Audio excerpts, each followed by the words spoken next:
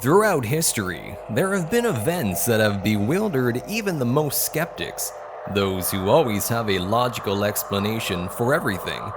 Such is the case of what happened with over 100 people who, between 1587 and 1590, attempted to create the first stable English colony in American territory, having one of the most spectacular failures, leading to a historic mystery that holds to this day. Over 110 people disappeared without leaving a trace of the colony of Roanoke in the New World.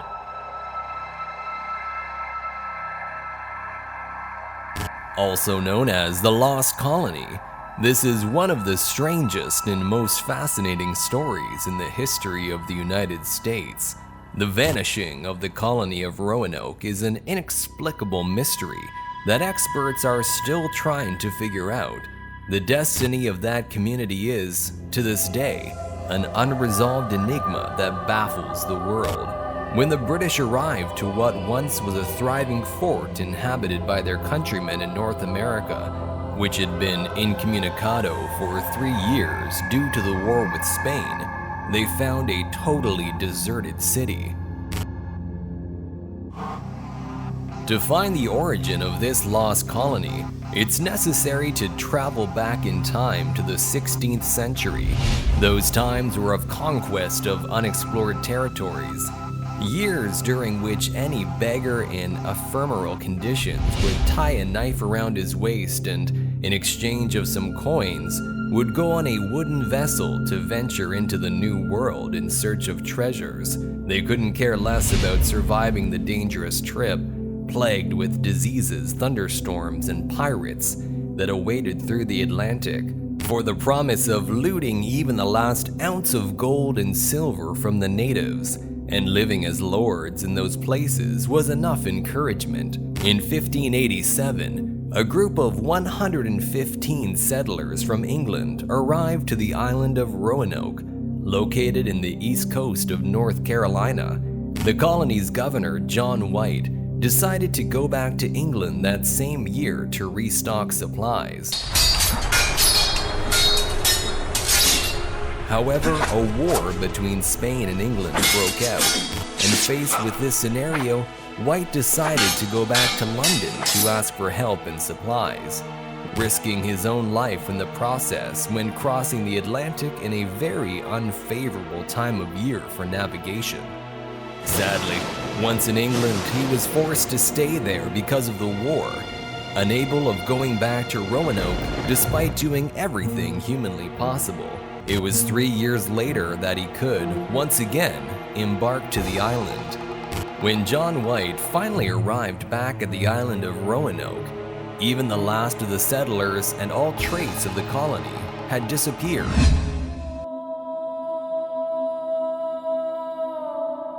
What happened with the people at the island of Roanoke? How could a colony and its people simply vanish? Before leaving Roanoke to get more supplies in England in 1587, Roanoke's governor, John White, witnessed a happy moment, the birth of his granddaughter, Virginia, who also happened to be the first English child to be born in America. But when White came back to Roanoke in 1590, the entire colony had disappeared, including his wife, daughter, and granddaughter, Virginia. He found his subjects' houses deconstructed and the place was empty. His countrymen hadn't left a message. There were no signs of battle, nor a human being in sight, except for a skeleton and a strange word carved on a tree. Croatoan, and a further, in a pole, a syllable, crow. What does the strange word mean? White and those who accompanied him knew this word was key to solve the mystery and potentially tragic disappearance. After 400 years of research, several explanations have surfaced. Some think that the settlers found life on the island to be too harsh and tried to go back to England, only to end up dying in the sea. Since the word Croatoan was the name of a tribe of Native Americans who lived on an island south of Roanoke, some think that the members of the colony were murdered or taken captive by the Native Americans. But to tell you the truth, the Croatoan were a tribe that always acted friendly towards English people. These theorists believe that the carved word was a way of leaving a clue so others would know what happened to the settlers. Others still think that the settlers simply moved to another place, although that doesn't explain the carved word or why they didn't leave any sign of where they were going.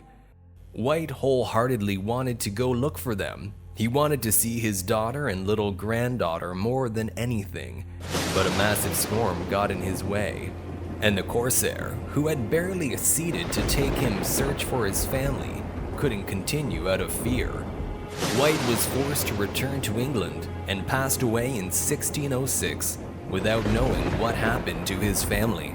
To this day, the most plausible theory fits with White's suppositions. It claims that the English settlers were generously received by the Croatoan and that, over time, were taken in by them. Several existing tribes considered themselves as descendants entirely or partially. The ones who identified the most with this tradition are the Indians Lumbee, who have been settled in Robson County in North Carolina for many years. Among the Lumbee, at least at present, blonde hair and blue eyes are abundant, and their skin color goes from dark to white. Among their last names are at least half of those who belong to Roanoke settlers, and they also speak English and profess the Protestant faith from a long time. Even so, as logic as it seems, it's nothing but speculation.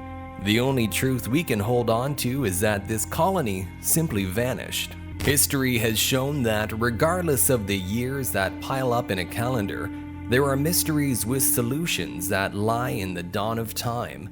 This 425-year-old mystery remains being fascinating for research. The truth is that no one really knows what happened with Virginia and the other 115 inhabitants from the island of Roanoke. Their disappearance is still one of the biggest and most interesting unsolved mysteries of the United States.